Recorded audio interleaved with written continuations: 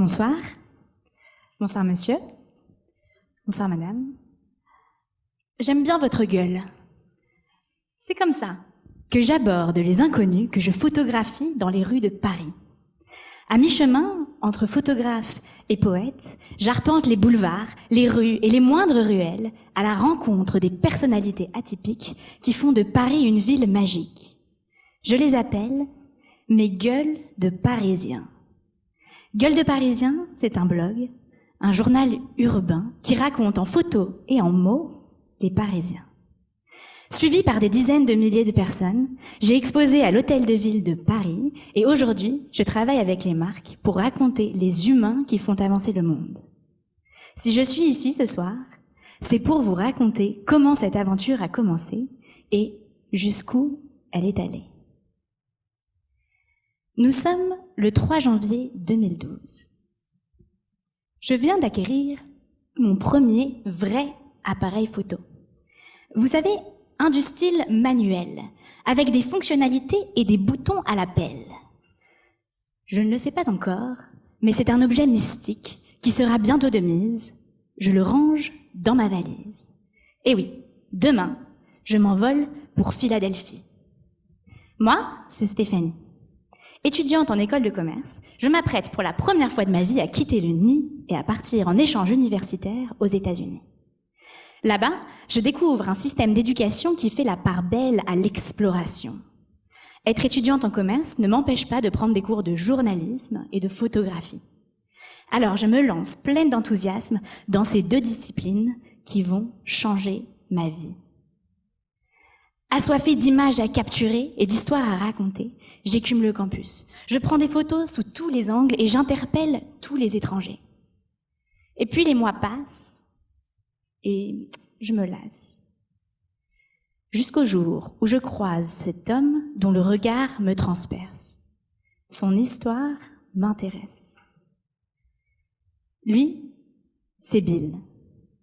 Bill, ça fait plus de 20 ans qu'il travaille sur le campus. Avec lui, on a voyagé dans le temps, 20 ans en arrière, à l'époque où la bibliothèque où je passe mes nuits n'était qu'un parking et mon bâtiment d'études un terrain vague mal famé. Et puis, sans rien forcer, c'est son histoire personnelle que Bill a commencé à me livrer. Son destin, lié à celui de l'université, l'histoire de son fils, qu'il a perdu et qu'il s'est tatoué pour l'avoir avec lui à jamais. En 3 clics, ça a été le déclic. Bill, c'était mon premier choc, ma première rencontre, mon premier vrai portrait. Il m'a révélé ma première vérité, mettre des photos en poésie, voilà de quoi j'ai vraiment envie. Seulement bientôt Philadelphie ne me suffit plus, j'en veux plus. Je veux plus de frénésie, plus de bruit, plus d'autrui. Alors je prends le bus, direction New York City. Là-bas, je rencontre des personnalités farfelues comme je n'en avais jamais vues. Je déjeune avec le sosie de Woody Allen, je joue au basket avec des gangsters à Harlem, tout ça bien sûr, toujours avec des inconnus. Ce sont ces rencontres qui ont inspiré mon premier projet. Daddy said, don't talk to strangers. Mon père m'a dit de ne pas parler aux étrangers. En hommage à mon papa. Rouge de colère et surtout vert de peur de voir ce que fait sa fille de ses heures. Et puis, c'est le retour à Paris. Mon échange se finit, et moi, je range mon appareil photo bien au fond d'un tiroir, guidée par cette petite voix intérieure qu'on appelle la peur.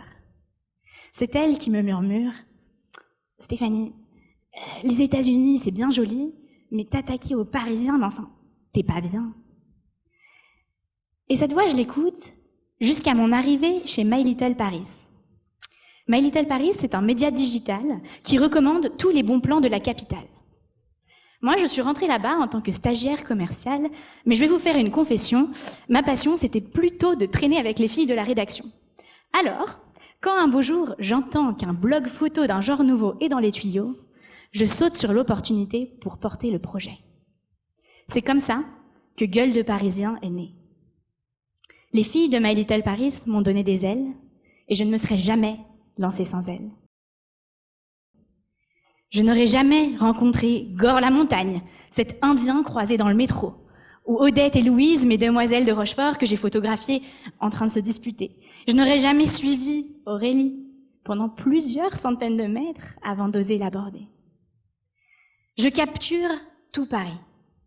Des touristes émerveillés aux icônes emblématiques de quartier en passant, quand même, par quelques Parisiens blasés.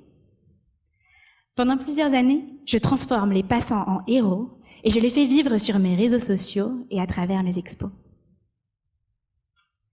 Nous sommes maintenant le 2 mai 2016. Je me brosse les dents et mon téléphone se met à vibrer. Je viens de recevoir un email pour intervenir à la Sorbonne et parler d'engagement citoyen et de créativité. Engagement citoyen, moi, gueule de Parisien.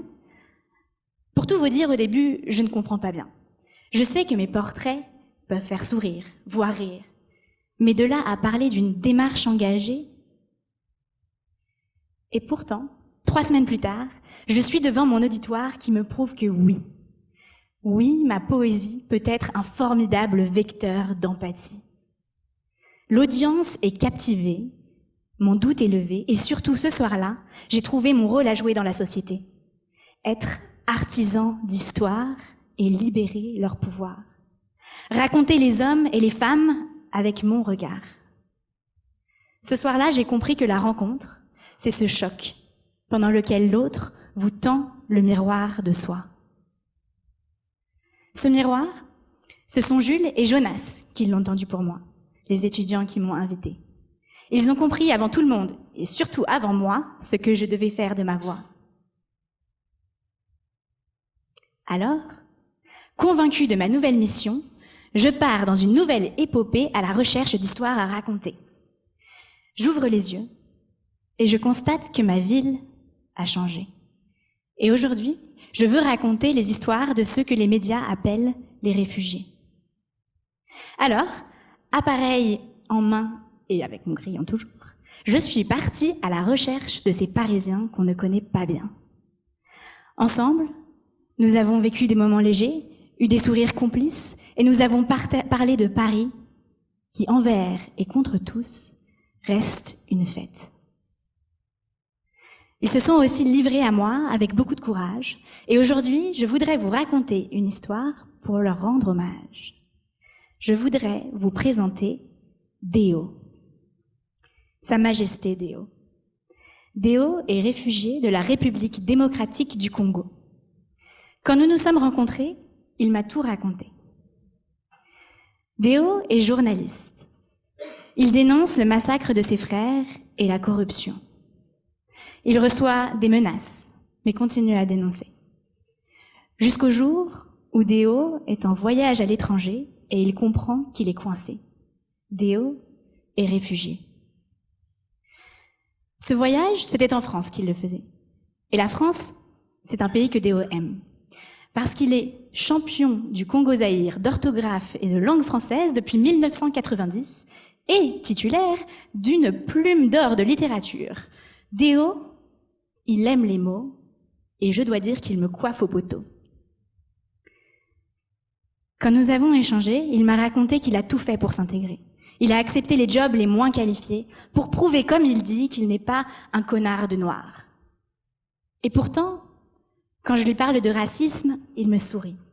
Il me dit « Stéphanie, je n'ai pas vécu le racisme, mais j'ai vécu l'ignorance, oui.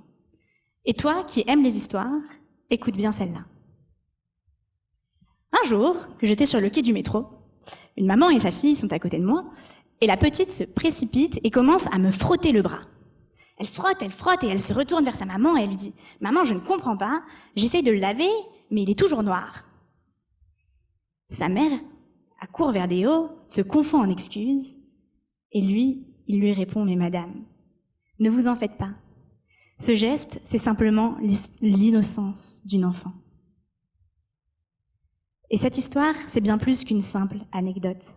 C'est du 100% Déo, c'est la noblesse de son âme en filigrane.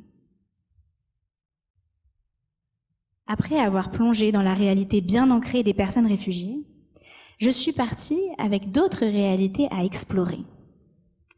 Je me suis plongée dans ce mythe urbain que vous connaissez bien, très présent dans nos quotidiens à tous et surtout à toutes. La Parisienne.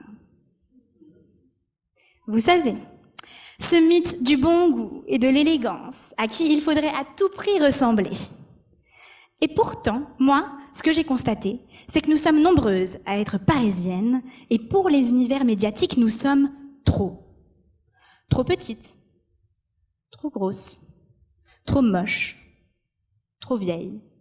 Et surtout, trop peu d'artistes qui remettent en question cet esthétisme ultra glamourisant. Et ça, pour moi, c'était révoltant.